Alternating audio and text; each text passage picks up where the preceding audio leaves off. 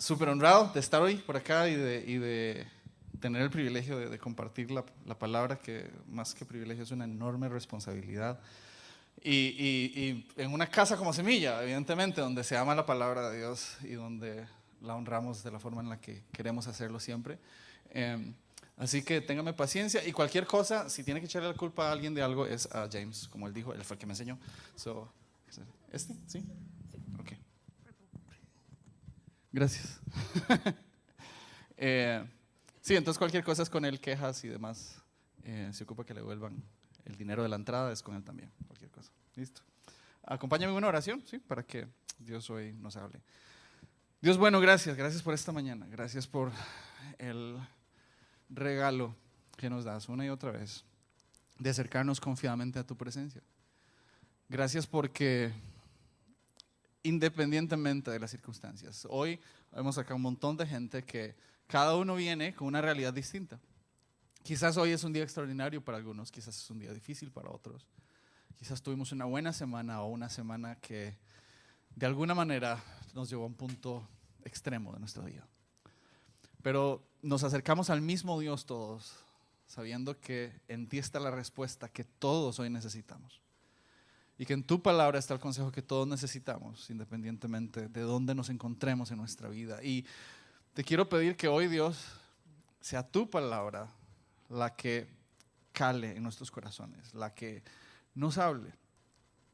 Una persona es simplemente un instrumento, pero tu Espíritu Santo puede hacer y puede decir lo que yo no puedo hacer ni decir. Que tu Espíritu Santo habla a cada corazón.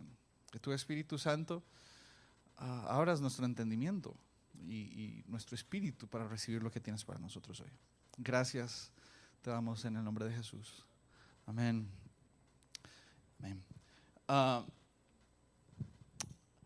no ser que uno sea un superhéroe de esos de las películas de Marvel y demás, es totalmente natural y humano evadir situaciones que no nos gustan, situaciones de estrés, situaciones de peligro o simplemente que nos parecen incómodas. ¿Sí? Cuando uno ve estas películas y ve a esta gente que el mundo se está acabando y ellos dicen, yo voy a ir a salvarlo, a pesar de que podría costarles sus vidas, uno dice, ¿sería yo capaz de ser un Iron Man? ¿Sería yo capaz de ser un Hulk o un Black Widow o lo que sea? Ahora que salió la película, yo creo que no. Yo a veces creo que si yo fuera una película sería posiblemente un pitufo o algo así, porque no me veo teniendo ese coraje muchas veces en mi vida. Es más, me gusta evitar otras cosas que son menos peligrosas y que no me gustan. Por ejemplo, bueno, yo detesto las serpientes. No pueden tener una idea de cuánto las detesto. Esa es una fobia que incluso en la televisión me parecen repugnantes y repulsivas. No me gustan las alturas tampoco, no las soporto. Aunque usted no lo crea, tengo problemas con el arroz con pollo. Es en serio, no me gusta el arroz con pollo. No sé por qué, fue algún trauma de niño. Pero no me gusta el arroz con pollo y no me gustan las suegras tampoco. Pero no es broma. El arroz con pollo sí lo aguanto de vez en cuando. No, es simplemente un chiste ahí de Kenneth. Pero usted decidirá qué es lo que le dije es cierto y qué no es cierto. Pero queremos evitar cosas. Y a veces quisiéramos adelantar la película de nuestra vida en esas situaciones, en esas circunstancias en las que nos vemos enfrentados a nuestros temores, nos vemos enfrentados a nuestros miedos, a las cosas que pensamos que nunca nos iban a suceder. Es decir, cuando estás justo en esos momentos, lo primero que pensamos es, ¿por qué yo? ¿Por qué no alguien más? ¿Qué puedo hacer para evitar este dolor? Quisiéramos como dormir todo el rato, todo el tiempo que se pueda durante esa crisis y despertarnos al otro lado, donde ya todo está bien. Llámese situaciones económicas difíciles, llámese pruebas de salud, llámese un rompimiento familiar, lo que sea. Hace unos 2 años y medio, más o menos, yo pasé por una situación en mi vida en la que yo quería todos los días de mi vida que simplemente Dios me diera algo para descansar muchos días y despertarme donde yo ya no sintiera dolor, donde no sintiera la crisis, donde no sintiera el fuego que me estaba, desde mi perspectiva en ese momento, destruyendo. Y cuando vamos a la Biblia nos encontramos con que lejos de invitarnos a alejarnos del sufrimiento, pareciera que nos invita a correr hacia el sufrimiento muchas veces. Si les confieso algo, yo amo la Biblia, amo la palabra de Dios, pero hay cosas de la Biblia que me cuesta aceptar. Y que yo quisiera que esa página no esté ahí, que ese versículo no esté ahí, porque la mayoría de las veces me dice que soy capaz de hacer cosas que no quiero hacer, como amar a mis enemigos. Y tengo muchos apricistas en mi vida. O me dice que debo hacer cosas que no quiero hacer. Sí, y cuando los estás leyendo uno dice, es que está ahí, es que es el problema, que está ahí, ahora tengo que hacerlo. Entonces, ¿en qué momento a Jesús se le ocurrió decir esto? Y ese es el problema, que cuando lo dice Jesús, ya uno no puede decir como, no es que Pablo, si lo quieres interpretar así, o es que Santiago, o es que Judas es Judas, pero es Jesús. Y una que particularmente me confronta muchísimo está en San Juan 16:3. San Juan 16:33, lo leo rápidamente. Dice: aquí en el mundo tendrán muchas pruebas y tristezas. Y aquí es donde viene la parte conflictiva, no es solo la parte de las tristezas y las pruebas, pero alégrense porque yo he vencido al mundo. ¿Qué pasa, Jesús? O sea, fijo, Jesús no ha pasado por sufrimiento. ¿Cómo? Es Jesús justamente quien tiene la mayor autoridad de decirnos algo como esto, porque fue Él mismo quien voluntariamente decidió dar su vida por nosotros, por un montón de gente. Vuelve a ver a su derecha, a su izquierda. Esa persona que usted tiene a su lado es un pecador y es una pecadora. Yo sé que tiene una cara bellísima de ángel o lo que sea, a veces se transforma como Chucky, pero somos pecadores todos, y por nosotros, así en este estado, Él dio su vida voluntariamente y decidió sufrir por nosotros. Todos hemos pasado y pasaremos por circunstancias que nos parecen difíciles, más allá de nuestras propias fuerzas, más allá de toda capacidad humana. En algún momento de nuestra vida vamos a estar ahí. Y no es cuestión de si algún día estamos ahí, es vamos a estar ahí. Y prepararnos para pasar por esas situaciones desde la perspectiva de Dios es sabio. Es sabio ir y ver la historia de hombres y mujeres que pasaron por el fuego, que pasaron por la prueba, que soportaron y vieron el fruto, que cuando estás en medio del valle de sombra de muerte no ves, sino hasta que sales del valle de sombra de muerte. Porque cuando estás allí no ves más allá. Es decir, nuestra perspectiva es del hoy, es del presente. Dios tiene un panorama mucho más amplio de las circunstancias del que vos y yo tenemos. Dios está literalmente en otra dimensión que la nuestra, donde nosotros, si pudiéramos, el tiempo y el espacio no son las limitantes para Dios, que sí lo son para nosotros. Dios ve el ayer, el hoy y el mañana como si fuese una misma cosa. Y por eso nuestra capacidad de entender las cosas que Dios hace y la manera en cómo lo hace a veces es muy limitada. Y de ahí que nuestra confianza en todo tiempo debería estar en Dios. ¿Alguna vez usted se hizo esta pregunta? Nos hemos hecho esta pregunta. A ver, yo sí me la he hecho, les confieso, sí me la he hecho varias veces en mi vida. ¿Existe una prueba que yo no sería capaz de soportar? ¿Existe algo que me haría doblegarme? ¿Existe algo que me haría darle la espalda a Dios? Es una pregunta muy válida y no debe haber miedo en hacérselo, porque creo que nos confronta a nosotros mismos con nuestros peores temores. El capítulo de hoy nos presenta una escena de una prueba extrema, sacada de película o digna de una película, si se quiere, en la que 3 jóvenes que ya estaban de por sí en una situación lo suficientemente difícil, son llevados a una extrema. Y la manera en la que enfrentan esta circunstancia es impresionante. Acompáñenme a leer el capítulo 3 del libro de Daniel. Vamos a leerlo, no es un capítulo muy largo. Daniel capítulo 3. Leo la nueva versión internacional, ¿sí? Por si me quieren seguir. Dice: el rey Nabucodonosor mandó hacer una estatua de oro de 27 metros de alto por 2 metros y medio. Bastante grande. 2 metros y medio de ancho. Y mandó que la colocaran en los llanos de Dura, en la provincia de Babilonia. Luego les ordenó a los sátrapas, prefectos, gobernadores, consejeros, tesoreros, jueces, magistrados y demás oficiales de las provincias que asistieran a la dedicación de la estatua que había mandado erigir. Para celebrar tal dedicación, los sátrapas, prefectos, gobernadores, consejeros, tesoreros, jueces, magistrados y demás oficiales de las provincias se reunieron ante la estatua.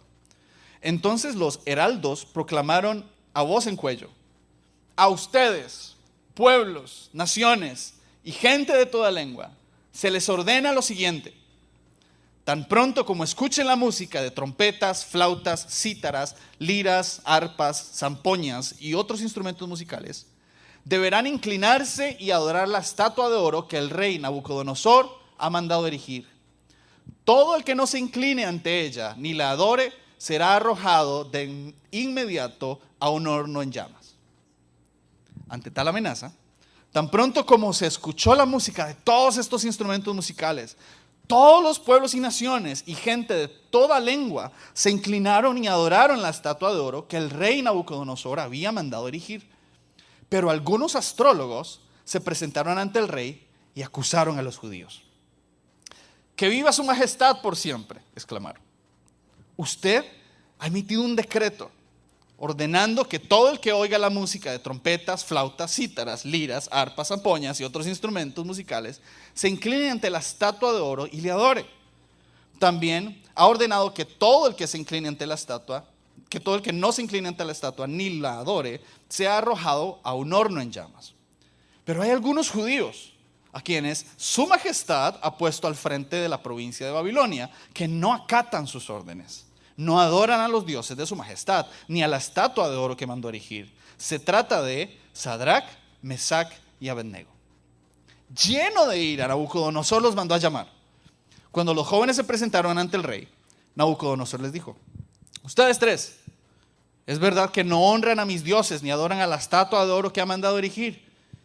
En cuanto escuchen la música de los instrumentos musicales, más les vale que se inclinen ante la estatua que he mandado hacer y que la adoren. De lo contrario, serán lanzados de inmediato a un horno en llamas, y no habrá Dios capaz de librarlos de mis manos. Sadrac, Mesac y Abednego le respondieron a Nabucodonosor: no hace falta que nos defendamos ante su majestad.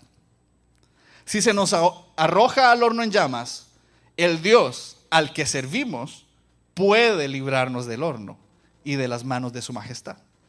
Pero aun si nuestro Dios no lo hace así, sepa usted que no honraremos a sus dioses ni adoraremos a su estatua. Ante la respuesta de Sadrac, Mesac y Abednego, Nabucodonosor se puso muy furioso y cambió su actitud hacia ellos.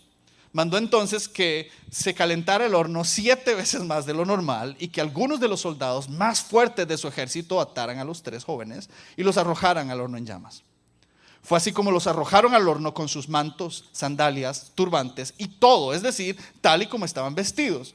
Tan inmediata fue la orden del rey y tan caliente estaba el horno que las llamas alcanzaron y mataron a los soldados que arrojaron a Sadrac, Mesac y Abednego, los cuales, atados de pies y manos, cayeron dentro del horno en llamas. En ese momento, Nabucodonosor se puso en pie y, sorprendido, les preguntó a sus consejeros: ¿acaso no eran 3 hombres que atamos y arrojamos al fuego? Así es, su majestad, respondieron. Pues miren, exclamó, allí en el fuego veo a 4 hombres, sin ataduras y sin daño alguno, y el cuarto tiene la apariencia de un dios. Dicho esto, Nabucodonosor se acercó a la puerta del horno en llamas y gritó: Sadrac, Mesac y Abednego, siervos del Dios Altísimo, salgan de allí y vengan para acá. Qué cambio el de Nabucodonosor, ¿verdad? Cuando los 3 jóvenes salieron del horno, los sátrapas, prefectos, gobernadores, consejeros reales se arremolinaron en torno a ellos y vieron que el fuego no les había causado ningún daño y que ni un solo de sus cabellos se había chamuscado. Es más, su ropa no estaba quemada y ni siquiera olía a humo. Entonces exclamó Nabucodonosor: Alabado sea el Dios de estos jóvenes que envió a su ángel y los salvó. Ellos confiaron en él y desafiando la orden real, optaron por la muerte antes que honrar o adorar a otro Dios que no fuera el suyo. Por tanto, yo decreto que se descuartice a cualquiera que hable en contra del Dios de Sadrach, Mesach y Abednego, y que su casa sea reducida a cenizas, sin importar la nación a que pertenezca o lengua que hable. No hay otro Dios que pueda salvar de esta manera. Después de eso, el rey promovió a Sadrach, Mesach y Abednego a un alto puesto en la provincia de Babilonia. Qué linda historia. ¿Se la imaginó? A mí me gusta hacerme la película en la mente. Me gusta leerlo como haciéndome la película. Me ayuda muchísimo. Qué historia más extraordinaria. Hace 8 días veíamos el capítulo 2. ¿Recuerdan el sueño que tuvo el rey Nabucodonosor? Rápidamente, el capítulo 2 de Daniel enseña una visión que tiene de Nabucodonosor, un sueño en el que quiere que se lo interpreten. No solo quiere que se lo interpreten, sino que para asegurarse que la interpretación es correcta, él pide que los sabios le digan el sueño, sin él decirlo. Dígame, ¿qué soñé y qué significa lo que soñé? Estaba loco, definitivamente. Daniel manda a matar a los que no lo logran. Daniel interviene, ora a Dios. Dios le revela el sueño. Y el sueño básicamente significaba, porque era una estatua hecha de diferentes materiales, que la estatua en sí misma significaba reinos. Cada material significaba un reino que vendría después del anterior, reinos consecutivos, y que finalmente vendría un reino mayor que todos, un reino más poderoso que todos, y que destruiría todos estos reinos, y que ese reino nunca tendría fin y que permanecería para siempre, en simbolismo de nuestro Rey de Reyes y Señor de Señores, Jesucristo. Esa era la interpretación del sueño. Evidentemente, Nabucodonosor, pues vemos en el capítulo 2, él hace una declaración de alabanza y de oración, aparente arrepentimiento, pero que no lo está. El Nabucodonosor era un hombre sumamente orgulloso, sumamente orgulloso. No iba a tolerar una interpretación de un sueño, aunque fuera real. No iba a tolerar que alguien le dijera que vendría un reino después de él con más fuerza, y que vendrían otros y otros, y que su reino no iba a ser lo eterno que él pensó que sería. Así que posiblemente con esto en la mente, Nabucodonosor manda a hacer una estatua toda de oro, porque en el sueño la parte de oro era la que representaba a Nabucodonosor, Babilonia, ¿sí? Y él dice, no, yo no quiero una estatua donde la cabeza sea de oro, el cuerpo de metal, no, yo voy a hacer una toda de oro, como para que este sueño no se cumpla. Yo voy a hacer la estatua y mi reino permanecerá para siempre. Esa es posiblemente la intención que estaba en el corazón de Nabucodonosor cuando manda a hacer esta estatua. Él quiere combatir, quiere resistir a la voluntad de Dios básicamente ya establecida de que su reino tendría fin eventualmente y que vendrían otros reinos hasta que finalmente se levantaría nuestro Cristo por encima de todos esos reyes. Cuando vemos la primera parte de este capítulo, Nabucodonosor levantando esta estatua en el valle de Dura y convocando a gobernantes, a toda esta gente. Recordemos que Ananías, Misael y Azarías, o Sadrach, Mesach y Abednego, eran gobernantes. Ellos trabajaban para el rey Nabucodonosor como parte de sus principales. No eran gente X del pueblo, con el mismo Daniel, eran gente muy cercana al rey. Entonces él convoca esto para dejar claro una vez más delante del pueblo que él es el que establece finalmente la voluntad de lo que se va a hacer. Y da la instrucción de que se adore, de que se inclinen delante de esta estatua. Toda esta instrucción, todo esto que vemos en los versículos del 1 al 7, representa el sistema de este mundo caído. Es el sistema de un mundo que busca cómo someternos a presión, cómo doblegarnos, que nos pide que nos dobleguemos, que seamos parte del montón, porque es normal, porque todo el mundo lo hace y es lo que se espera que se haga, ¿sí? No necesitamos una estatua física en estos tiempos, pero sabemos que hay todo un sistema de pecado, de desviación, contrario a la voluntad de Dios, en el que no se trata de amar, en el que se trata de odiar, en el que no se trata de dar gloria a otros, se trata de darnos gloria a nosotros mismos. Hoy el mensaje es cómo yo soy más importante, cómo yo puedo amarme más, amarme yo por encima de lo que amo a todos los demás para que así las cosas estén bien. Suena lindísimo, pero la palabra nos dice que amemos primero a Dios sobre todas las cosas. Y podemos, con buenas intenciones incluso, terminar haciendo cosas contrarias a lo que es la voluntad de Dios. Es un sistema muy sigiloso algunas veces. Y cedemos ante la presión de grupo. Es decir, es normal, ¿sí? Eso nos hemos dicho muchas veces. Esto es normal. Esto es lo que todo el mundo hace. Es más, estoy seguro que Dios no se enoja porque las culturas cambian, los tiempos cambian y la voluntad de Dios tal vez cambie con el tiempo. Entonces tendemos a dejarnos envolver y a dejarnos seducir por este sistema. Es posible resistir a un sistema como este. Es posible soportar las consecuencias de ser fiel a Dios ante un mundo caído, porque este es el asunto. No solo hay un sistema, sino que hay una advertencia. El que no adore a la estatua va a ser eliminado.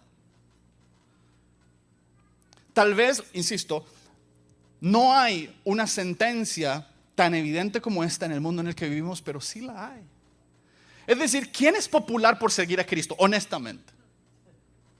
Sí, o sea, ¿cuántos influencers conocen ustedes que sean influencers por ser panderetas? No, a menos que lo sigan los panderetas. ¿Sí? Es decir, uno no ve a un cristiano ahí con 2 millones de seguidores porque es cristiano. Pero de repente empiezas con un ritmo así y cantas idioteces y te siguen millones. ¿Sí o no? Y nosotros mismos le damos, es que esta canción es muy buena, seguir. ¿Para qué lo seguimos? ¿A dónde nos llevan? Pero ves a alguien por allí que pone un versículo bíblico y no, ay, ¿de qué está jugando santurronas? Y yo sé quién es usted. ¿Se dan cuenta? Es decir, mientras más quieres honrar a Dios, más impopular sos. Hay una sentencia que te dice, si empezás a caminar en la dirección correcta, te vas a quemar o te vamos a quemar en el fuego. Y no es fácil resistir a este sistema. Pero en los versículos 8 al 18, y vamos a leer algunos ahorita como brevemente repasarlos, encontramos justamente la resistencia.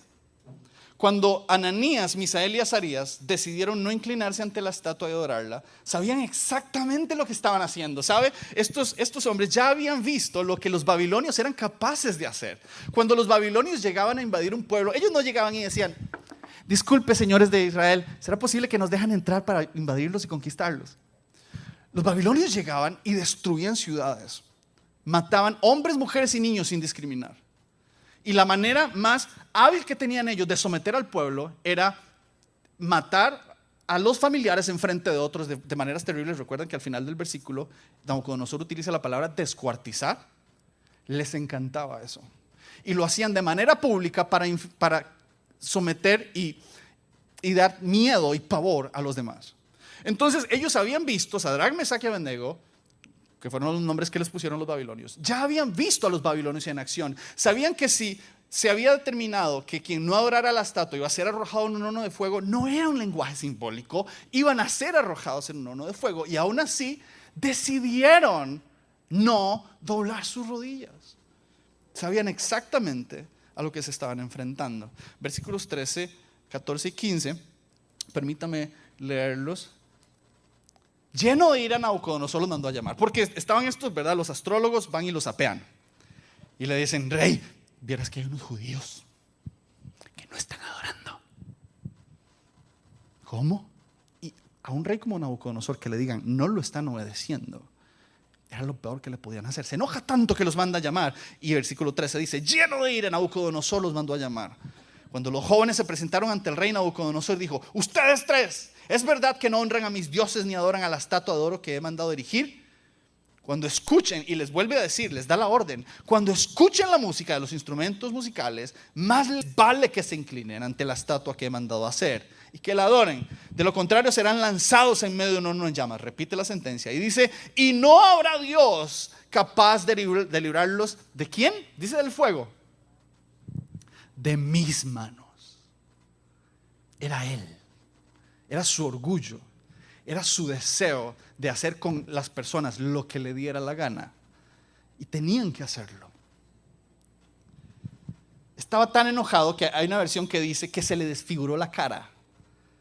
O sea, alguien dice que es posible que Nabucodonosor hubiera tenido hasta una especie de derrame del enojo y la furia que tenía de que no hubieran obedecido su orden. Es impresionante.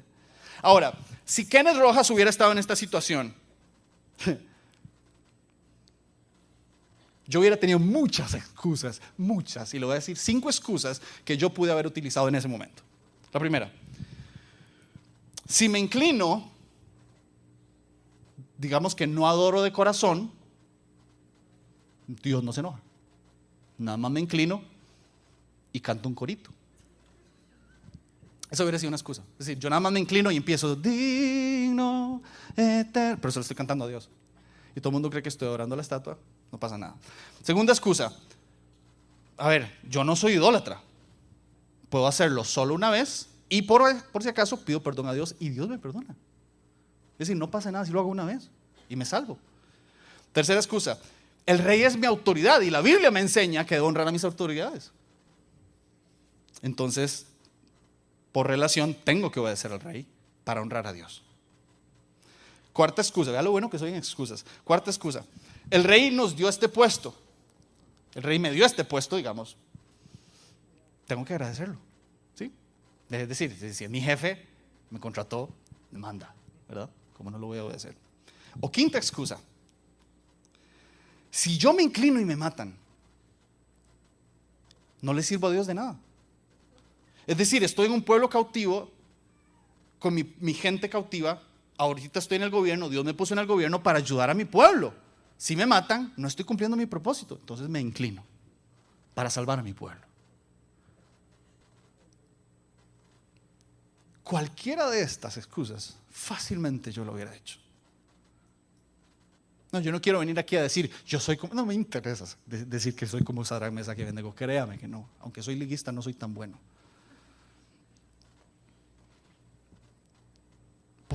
Muy posiblemente alguna de estas cosas hubiera estado en mi corazón y yo después digo, Dios perdóname, tú sabes que no lo hice con toda la intención, yo en serio, yo te amo, Dios tú eres todo para mí, pero es que tenía que hacerlo, es que era un horno de fuego.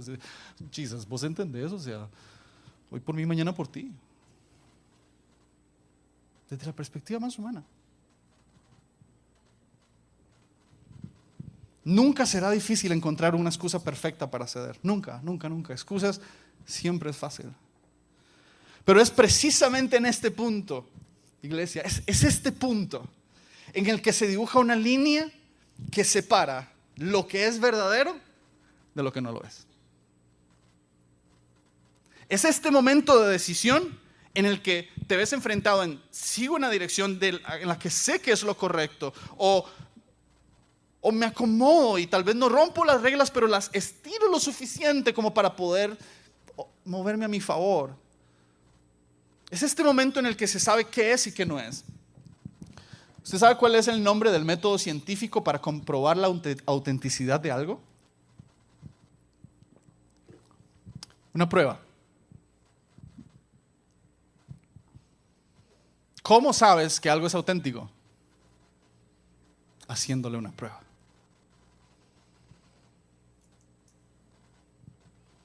¿3 semanas de retraso en el periodo?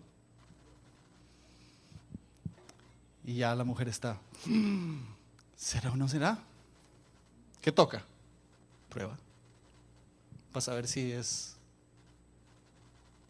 tiene nombre. O, no sé, yo tengo un compañero de trabajo que él estornuda y dice, tengo COVID. Pero así. O sea, puede ser lo que sea, puede ser alergia, lo que sea. Yo creo que me dio COVID. Siempre. Yo no sé cuántos tests se ha hecho. En serio. Y yo ya déjatelos de hacer. Es más, yo creo que no te dio. O sea, si el COVID le da pereza acercarse a vos, yo creo. Yo se lo he dicho. Con esa actitud, ¿para qué te va a enfermar si ya estás psicológicamente enfermo, papá? Bueno. Las pruebas están de moda ahorita. Y no son lindas. Bueno, no voy a decir que se confiesen. Yo me confieso, yo me he hecho una nada más. es feo. Fuácata, y uno, ¿verdad? Yo quería a la enfermera hacerle, recibe en el nombre de Jesús. No se puede. Se siente terrible. Las pruebas no son lindas, pero las pruebas no siempre son lindas. Pero si quieres comprobar la autenticidad de algo, necesitas hacer una prueba. ¿Sabes cuál es la forma práctica de Dios de comprobar la autenticidad de nuestra fe? Las pruebas. Yo quisiera decirte que de otra manera. Yo quisiera decirte que se trata de qué tan lindo cantas, o qué tan alto levantas tus manos. En las iglesias en las que les gusta danzar, qué tan alto brincan. No es eso. No hay una manera más real de encontrarnos con nosotros mismos y con la realidad de nuestra fe que cuando atravesamos las situaciones más difíciles. Las pruebas son sumamente reveladoras porque nos permiten conocer, uno, qué creíamos que creíamos. Voy a repetirlo. Uno, qué creíamos que creíamos. Dos, qué pretendíamos creer. Y tres, qué creíamos en realidad. Una prueba nos permite saber, te lo voy a repetir, una prueba nos permite saber qué creíamos que creíamos, qué pretendíamos creer y qué creíamos realmente. ¿Dónde está nuestra fe realmente? Porque muchas veces yo he dicho mi fe está en Cristo hasta que se me mueve el piso, hasta que ayer tembló, y cuando tiembla a mí no hay nadie que me pare. Yo corro, ¡pum! Y yo puedo decir aquí, yo soy el más valiente. Usted nunca me ha visto a mí en un temblor. Ayer estaba con James tomando café hablando del mensaje de hoy. Y cuando estábamos sentados, empieza a temblar y me dice, Kenito, está temblando, quédate tranquilo. Porque ya yo le he dicho, es que si tiembla usted no me conoce. Simplemente usted va a creer que fue el rapto. Y es simplemente que yo desaparecí de la escena. Terrible. Yo recuerdo, les voy a contar esto, cuando la mamá de Benjamín estaba embarazada. Bueno, hubo un temblor muy fuerte. Muy fuerte. Y yo salí corriendo. Y ella tenía 9 meses de embarazo. Y yo salí corriendo. Estaba en casa de mis papás. Y mis papás adentro. Sí, que eran mujeres y niños primero, ¿verdad? O sea, a mí nadie me para. Yo me bloqueo. O sea, es un pánico, yo no les puedo escribir, un pánico que me paraliza. Y me hace hacer cosas que no creía que era capaz de hacer. Yo brinco, salto, desaparezco, atravieso paredes. Cuando estás en situaciones difíciles, hay muchas cosas que no controlas y lo que sucede es lo que sos. Te lo voy a repetir, lo que sale es lo que sos. En medio de situaciones difíciles es mi verdadero yo quien sale a flote. Es mi verdadero carácter, es mi verdadera esencia. Lo mencioné justo al inicio de la charla, que es parte de la naturaleza humana evitar cosas que no nos gustan, pero muchas veces no las vamos a poder evitar. Y aunque no lo queramos, vamos a estar enfrentados a nuestro verdadero yo. Versículos 16, 17 y 18 dicen así, yo sé que el tiempo apremia, pero dice, Sadrac, Mesach y Abednego le respondieron a Nabucodonosor, no hace falta que nos defendamos ante su majestad. Me encanta ese no hace falta. Porque cuando ellos, Nabucodonosor los amenaza como esperando, ¿quién podrá librarnos de mis manos? Como, ahora sí díganme. Y me gusta porque yo siento que hasta es un tono tan sarcástico de ellos diciéndole, mi rey, no hace falta que nos defendamos ante su majestad.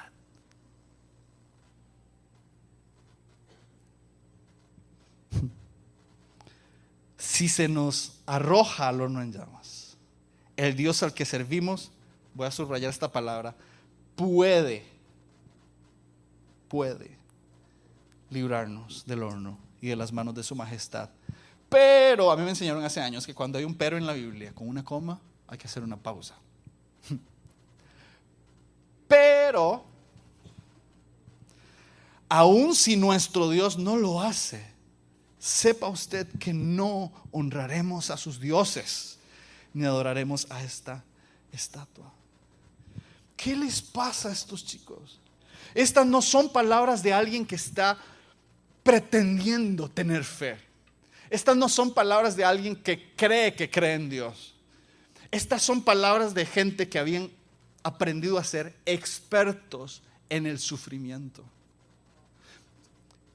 Insisto, Ananías, Misael y Azarías no es la primera prueba que enfrentan, no es el primer desafío al que se están enfrentando. Sí, posiblemente es el más grande al que se han enfrentado en sus vidas, lo que están a punto de pasar, pero hasta este momento ellos han vivido el sufrimiento. Recordemos que la nación de Israel ha aprendido, creció, se formó en sufrimiento. Una y otra vez, como esclavos, como cautivos, oprimidos por otros pueblos. Llegan los babilonios y los destruyen, se los llevan, los sacan de sus países. No necesito defenderme. Dentro del corazón de esta gente está la historia de un Dios que había abierto el mar en dos para que el pueblo cruzara. Está en la memoria colectiva del pueblo cómo Dios utiliza a un muchacho para destruir un gigante.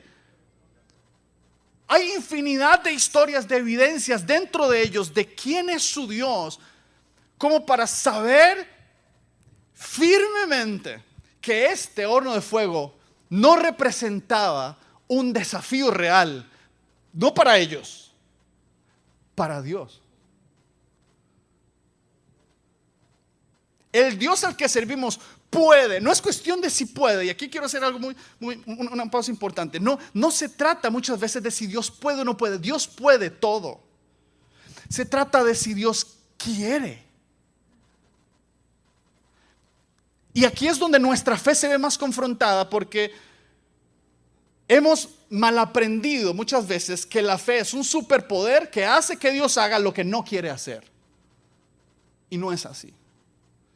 Es decir, tener muchas ganas de que Dios haga algo no lo va a hacer hacerlo.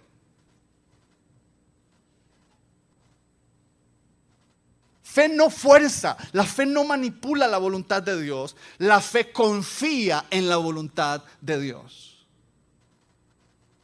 sea cual sea.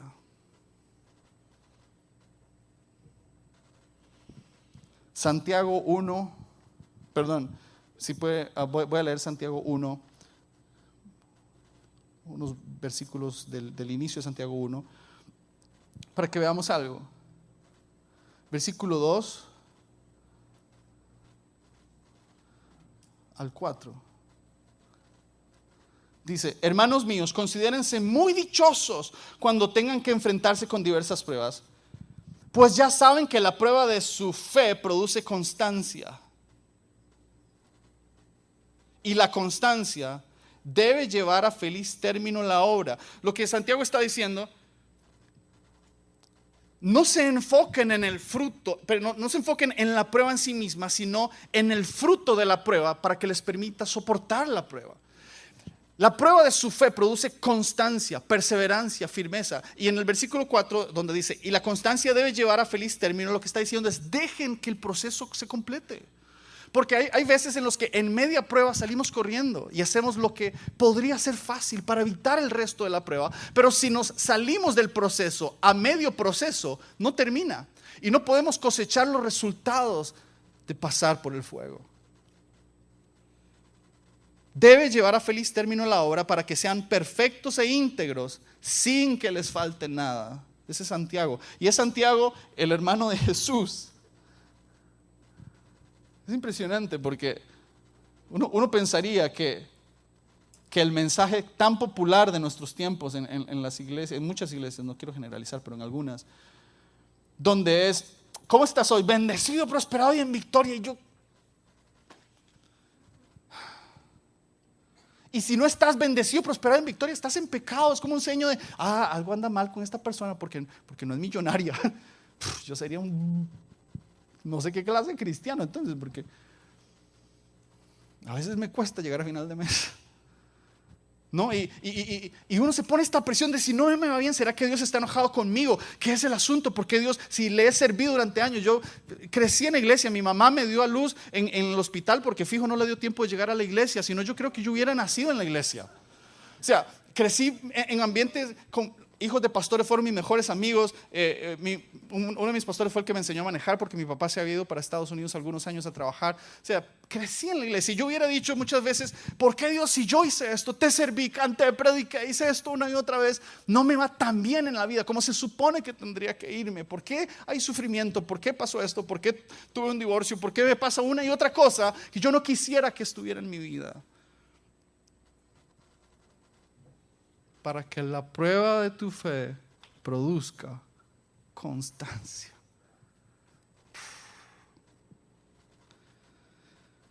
Cuando vemos a Ananías, Misael y Azarías, vemos a gente que extrañamente parecieran disfrutar el sufrimiento. Es una palabra muy fuerte, yo sé, créanme que lo sé, pero no le estoy diciendo yo, está en la Biblia. Hallen por sumo gozo cuando se encuentren en distintas pruebas. Es absurdo, es inhumano, es antinatural, pero ¿qué en seguir a Cristo es natural?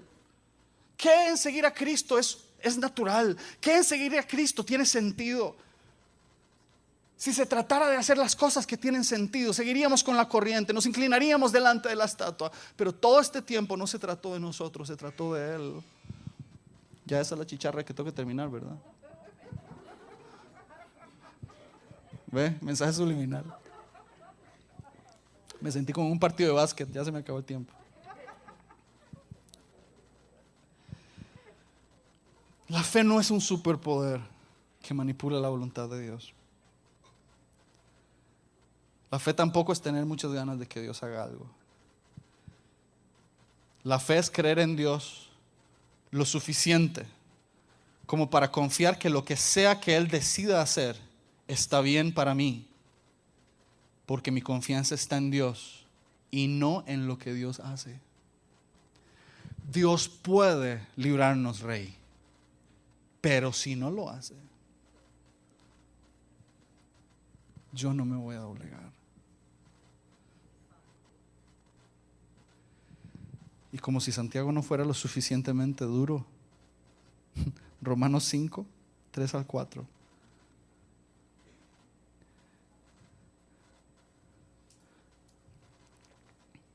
Romanos 5, 3 y 4. Y no solo en esto, sino también en nuestros sufrimientos nos gozamos, porque sabemos que el sufrimiento produce perseverancia. ¿Recuerdan lo que dijo Santiago? Producía constancia. Este es un sinónimo, perseverancia. La perseverancia produce entereza de carácter, y la entereza de carácter produce esperanza. Esperanza. Wow. Es decir, insisto, al ver a Ananías, Misael y Azarías vivir esta experiencia, yo no veo hombres de fe, veo hombres de carácter. Y cuando pensaba en la palabra inquebrantable, yo decía, ¿qué es lo que veo inquebrantable en estos hombres? Es su carácter. Ya no es fe, ya es algo más profundo, es quien ellos realmente son. Ellos se convirtieron en personas inquebrantables. Está tan arraigado en su esencia que es imposible hacerlos doblegar. Por eso Daniel no tiene problemas en decir que permítame no contaminarme con la comida del rey. Por eso Daniel luego, cuando prohíben orar, ora 3 veces al día con las ventanas abiertas, y lo veremos después, hasta ser arrojado en un foso de leones. Es imposible ver a estos hombres vivir y no sorprenderse de quién son, no de sus acciones, sino de la calidad de personas que son y que llegaron a convertirse. ¿Cómo te conviertes en esta clase de personas? Solo a través de una y otra prueba. Una vez un pastor anciano, él casó a mis papás y ya falleció hace algunos años, pero mis papás solían invitarlo a almorzar cuando él llegaba. Crecí en San Vito de Cotorús. Cuando él llegaba a San Vito, mis papás lo invitaban para almorzar. Y recuerdo una vez que en la casa, cenando ahí macarrones o algo, él dijo esto y nunca se me olvidó: es imposible ser como Cristo y no pasar por donde Cristo pasó. Dijo así. Y si mi meta es ser como Cristo, sé que va a haber una cruz y que me va a doler. Él lo dijo, y recuerdo que unos pocos años después falleció su esposa. Lo que me sorprendió más fue verlo adorar a Dios en medio de su dolor más profundo. O sea, son cosas que te marcan para toda la vida. Aún si Dios no lo hace. Y si los chicos de la música pueden ir pasando, por favor. A veces Dios dice sí. Y a veces Dios dice no. Y el no de Dios no nos gusta. No nos gusta porque, insisto, crecimos muchas veces con esta imagen de que es que si yo oro mucho por algo, Dios lo va a contestar, Dios lo va a hacer. Estoy seguro que Dios va a contestar. Estoy seguro que Dios va a hacer lo que le estoy pidiendo que haga. Porque tengo muchas ganas de que lo haga, o porque necesito que lo haga, porque no me veo sin esta respuesta de Dios, porque no concibo un mundo sin que Dios haga lo que le estoy pidiendo que haga.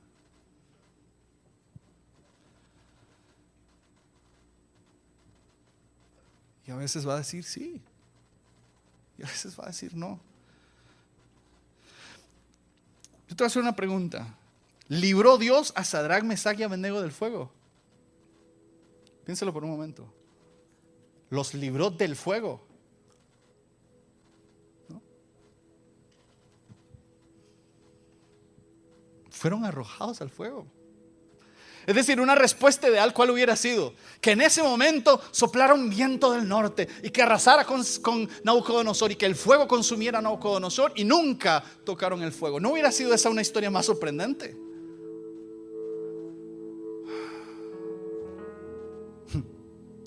Pero es que sí estuvieron en el fuego. Dios muchas veces, escúchame, Dios muchas veces no te libra del fuego, pero te libra de ser destruido por el fuego. Es decir, muchas veces vas a sufrir, iglesia, pero no vas a ser destruido. Pablo dijo, azotados en tribulaciones, cansados, abatidos, pero no destruidos. Y tú me puedes decir, pero es que si Dios estuvo con ellos, ¿por qué no estuvo conmigo? Si estás aquí hoy, es porque sí estuvo contigo. Si estás aquí a pesar de, es porque sí estuvo contigo. Es porque hubo uno más en el fuego. Es porque cuando tú estabas en las llamas, Él estaba allí deteniendo algunas que querían destruirte. Tal vez algunas te quemaron, tal vez algunas te hicieron sentir miedo, pero no fuiste destruido, no fuiste destruida. Y hoy estás aquí para seguir proclamando las bondades de Dios aún en medio de.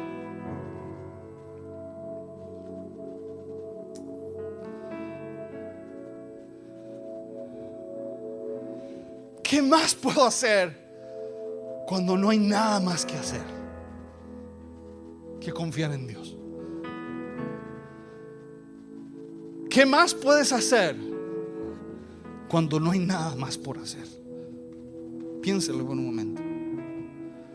Cuando ya vos gastaste el último centavo, cuando ya buscaste una y otra vez, como aquella mujer con 12 años de flujo y lo había intentado todo, ¿qué más puedes hacer cuando no hay nada más por hacer que acercarte y confiar en Él?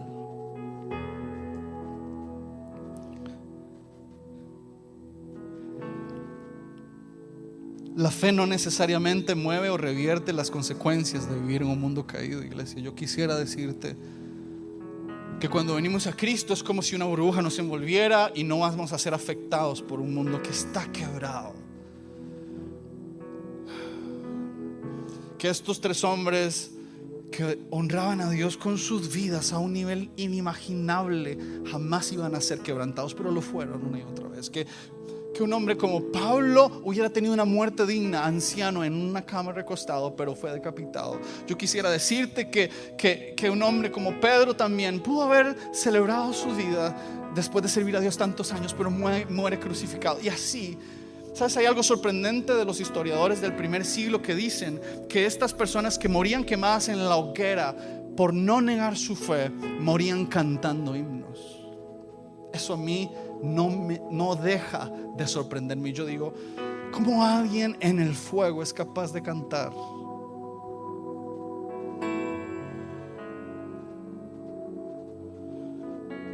A veces las cosas que queremos que Dios remueva de nuestro camino son las cosas que Dios va a usar. Un martillo puede ser tanto una herramienta de construcción como de destrucción. Una prueba puede ser tanto tu herramienta para crecer como para decrecer. No decidimos cuáles van a ser las pruebas que van a definir la autenticidad de nuestra fe, pero sí podemos decidir cuál va a ser nuestra actitud en las pruebas.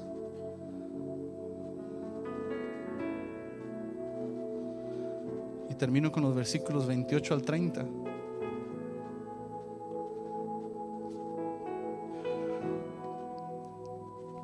Entonces exclamó Nabucodonosor: alabado sea el Dios de estos jóvenes,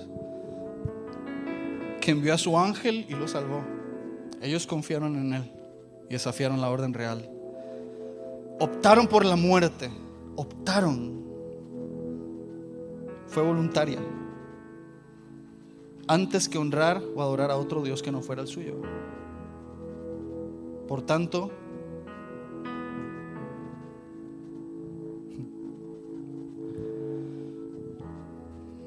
cuando ves vivir a alguien que ha pasado por el fuego más extremo y lo ves adorar a Dios, ¿sabes qué sucede? La adoración se vuelve contagiosa.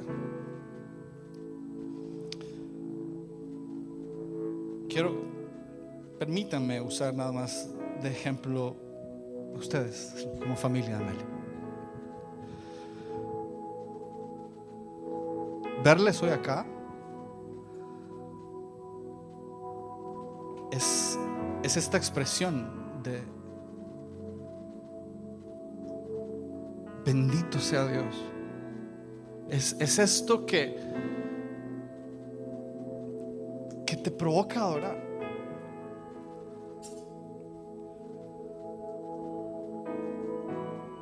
Si ves hacia atrás, uno dice: hubieron momentos en los que sentí que iba a morir, que sentí que no lo iba a lograr a mañana, que no iba a amanecer, que quería desaparecer. Pero verles hoy aquí es en sí misma una expresión de adoración a Dios. Y yo quiero honrarles por eso. Quiero honrarles porque creo que ustedes hoy aquí, sin decir una sola palabra, son una canción a Dios. Hay canciones que no se cantan. Hay canciones que las palabras no las podrían expresar. Creo que hay vidas que son en sí mismas adoración a Dios. Y hoy, una de las cosas que más me movió a adorar a Dios cuando estaba allá atrás dentro de la alabanza y levantar mis manos y cantar digno, fue verles entrar por esa puerta. Porque yo puedo decir que hay un Dios que está en medio del fuego. No me lo cuentan, tengo gente cerca que lo refleja. Ustedes. Y yo quiero invitarles, iglesia, que hoy, cuando pensaba en qué canción para el final, hoy cantaron esta, hay uno más entre las llamas, y yo he dicho, tal vez esa era genial, pero cuando cantaron digno, yo dije, esa es. Porque Dios sigue siendo Dios en medio de todo. Porque Dios sigue siendo Dios. Porque Dios sigue reinando. Porque Dios sigue siendo Dios. Y porque no hay mayor sacrificio que el de una voz que se levanta para proclamar que Dios es digno en medio del dolor más profundo. Independientemente de cuál sea tu situación hoy, yo quiero invitarte a que nos pongamos de pie y que adoremos a Dios con tal certeza de que Dios es digno, de que Dios es Dios, como la que tenían estos tres, no antes del fuego, sino en medio del fuego. Y quiero invitarte a que adores por las pruebas que pasaste y que resististe. Y quiero invitarte a que adores por las pruebas que aún no has vivido, pero que hoy necesitas recibir la fortaleza para cuando ese día llegue. Aunque ande en valle de sombra o de muerte, no temeré mal alguno, porque tú estarás conmigo. Tu vara y tu callado me infundirán aliento. Aderezas mesa delante de mí en presencia de mis angustiadores. Unges mi cabeza con aceite, mi copa está rebosando. Ciertamente el bien y la misericordia me seguirán todos los días de mi vida, y en la casa de Jehová moraré por largos días. Es la promesa de Dios para tu vida hoy. No es decirte, hey Kenneth, no vas a sufrir. Hey Carlos, no vas a sufrir. Hey Ana, no vas a sufrir. Es decirte, cuando sufras, yo estaré contigo en medio de. Él es digno. Él es